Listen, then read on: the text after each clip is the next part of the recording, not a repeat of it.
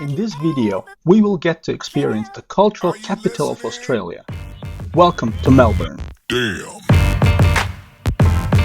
Uh. Yeah. Yeah. Yeah.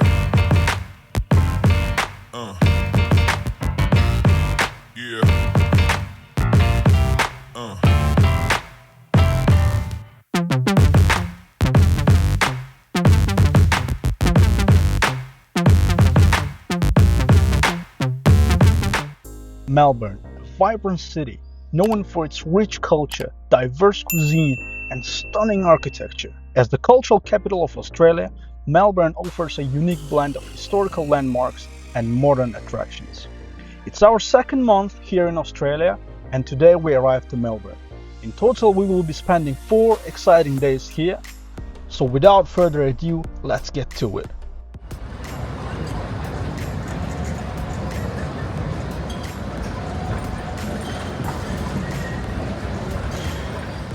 We arrived in Melbourne from Sydney and headed straight to our hotel to drop off our stuff.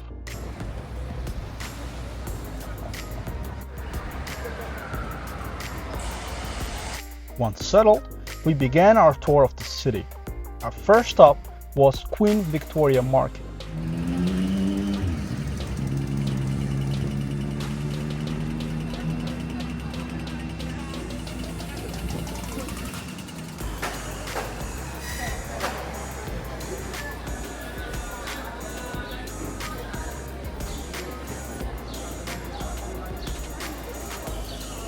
We enjoyed some delicious sushi rolls and explored the market, discovering cool hats made in Australia and picking up some souvenirs.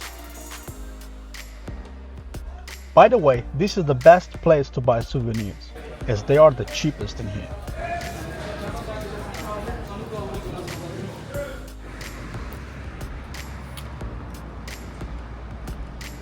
After lunch, we headed towards the Parliament House. We were quite excited to learn about the governance of State of Victoria and see the building's interior. However, we missed out on the tour group. Nonetheless, it was still a worthwhile trip to see the building from the outside.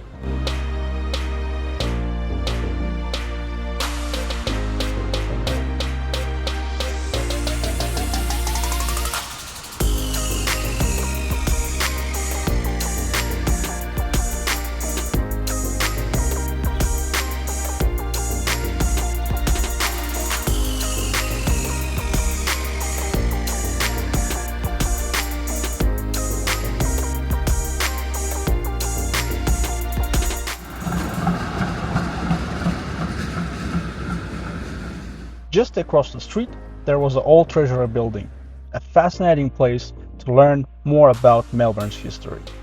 It's definitely worth a visit if you're interested to hear more about how Melbourne came to be.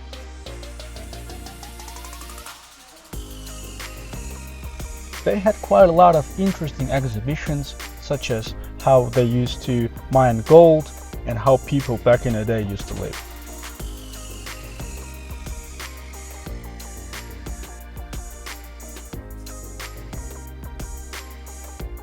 Fun fact, public protest has a long history in State of Victoria. According to some sources, an average of 21 protests are held every week in Melbourne. Definitely a fun place to be for a politician.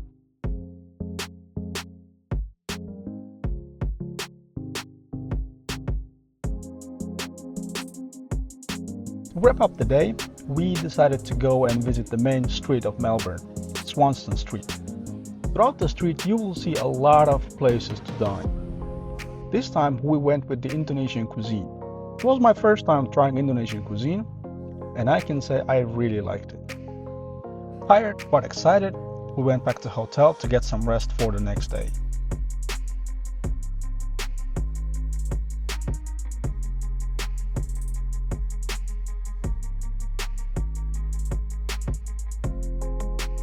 Second day was one of the highlights of our whole 3-month stay in Australia.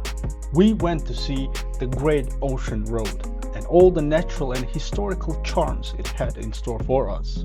But I'll be making a separate video about this, so stay tuned.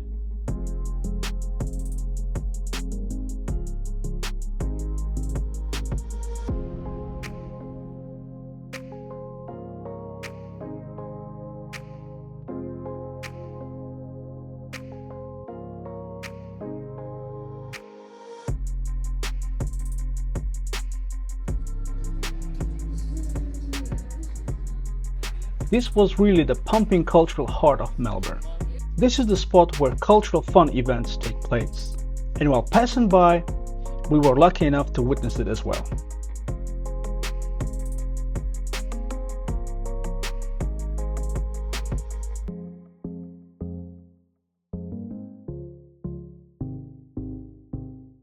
And just by the banks of the River Yarra, heated discussions of the business world were taking place as people were enjoying their after-work drinks.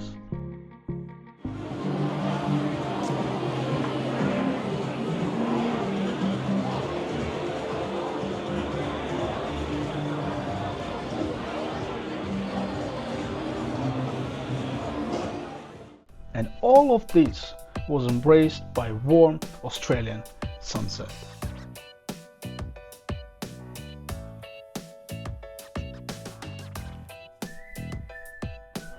Yet another amazing day. Exhausted but amazed by the Great Ocean Road, we headed back to hotel to get some rest for the next day.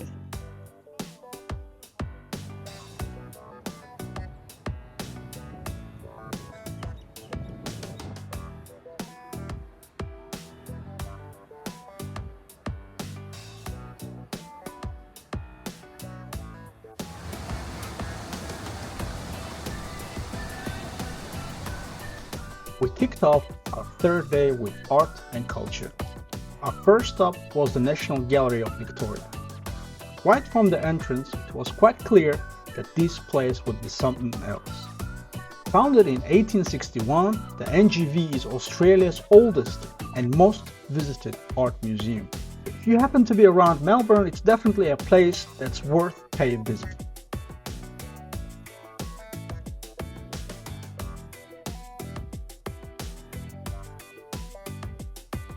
The variety of art pieces we saw was incredible. The gallery hosts over 40 exhibitions a year, ranging from major international blockbusters to contemporary art, fashion and design, and significant historical exhibitions exclusive to Melbourne.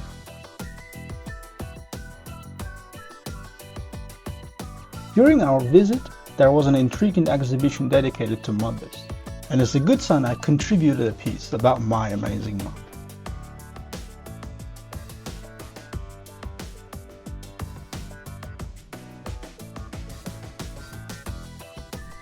Powered up with some memorable and, well, some weird art, we then headed to Shrine of Remembrance.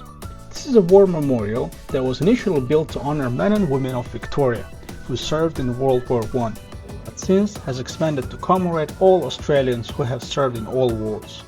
Since we already had visited a war memorial in Canberra, we decided to skip it this time, as we still had a long day ahead of us.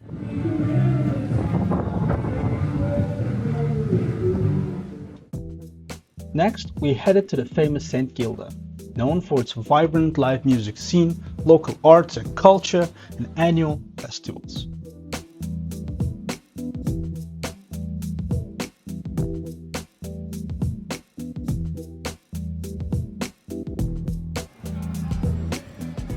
On arrival, we strolled around and checked out some nearby stores, and even got to witness a live concert.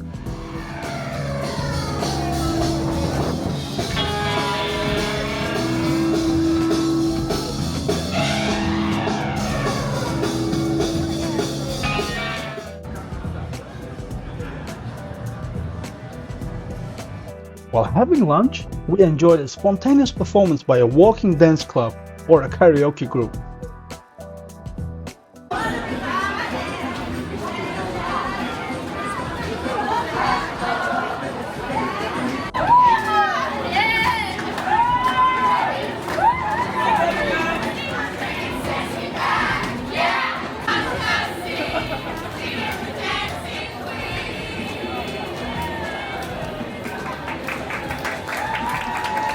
Well, either way, it made our meal a delightful entertainment experience. After this interesting lunch experience, we then made our way into St. Kilda Pier to see penguins, which was the actual reason why we wanted to come here in the first place.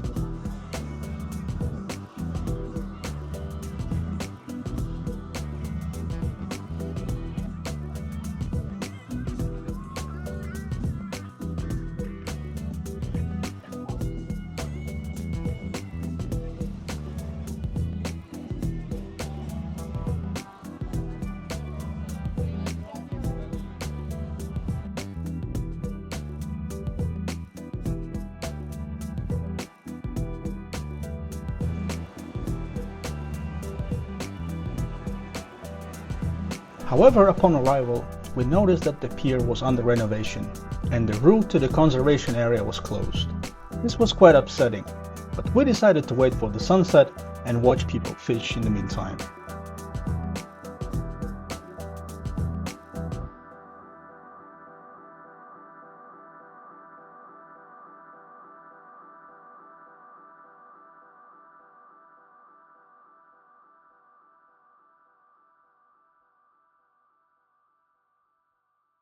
Although we didn't get to see the penguins, waiting for the sunset was worthwhile. It was simply stunning. Sun rays reflecting on the skyscrapers were quite a view.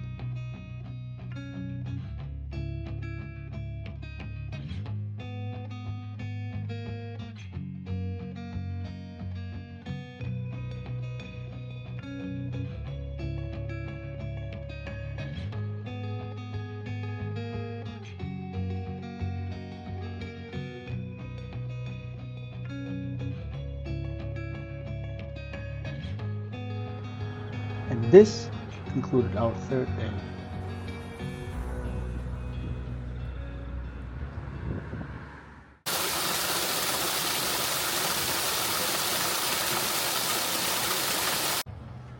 The last day made me feel like I was in a childhood dream. On our fourth day, we visited the Melbourne Museum, and it was truly something special. Probably one of the best museums that I have ever been to. From the moment you enter, you get to see some of Australia's exotic birds, lizards, spiders, and more up close. It felt like forest inside of a museum where animals roam freely. Well, at least the ones that can harm you.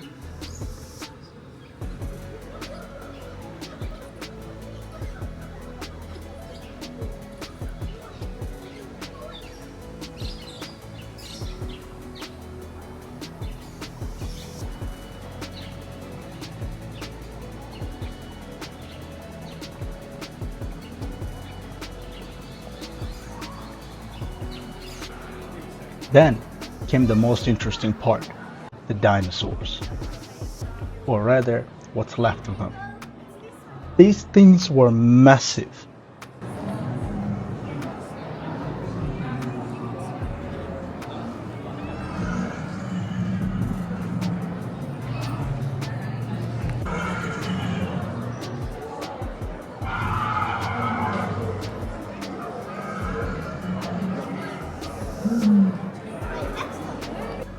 The exhibitions also included animals that can be found in Australian habitat. The variety of insects you get to see and hear was incredible, ranging from super scary to super cute.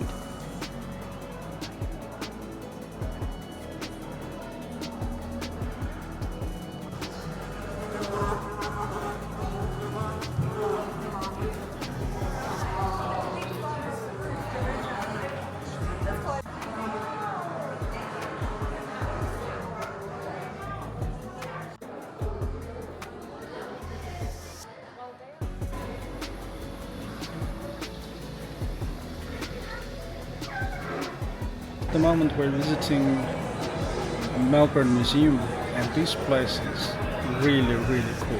Especially if you come to visit Melbourne with your kids, they will have a lot of fun here because there's like a lot of interactive things that they can do, and at the same time there's like a live forest that they can visit and see all sorts of animals that belong to this habitat. But that was not all.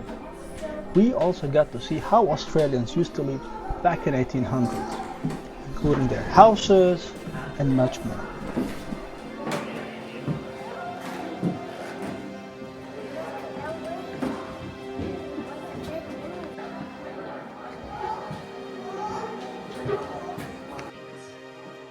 I don't say I like it.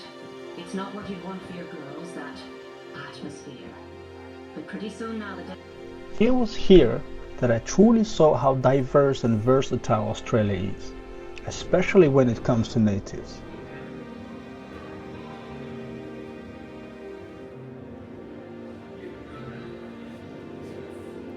The first people who lived in Australia before English arrived had a richness of culture, traditions, and values that is indescribable. Unfortunately, they had to suffer a lot from the English colonizers.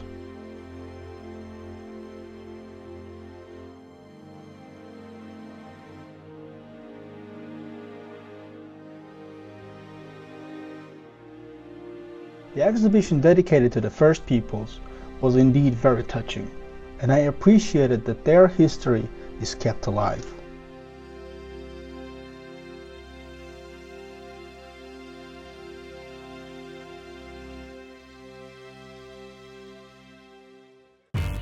After an exciting and enlightening morning, we had to kill about 4 hours. So we decided to go and check out local shopping mall called DFO.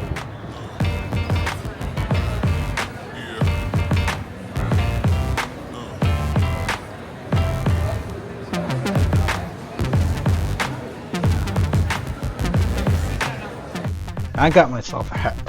What do you think about it?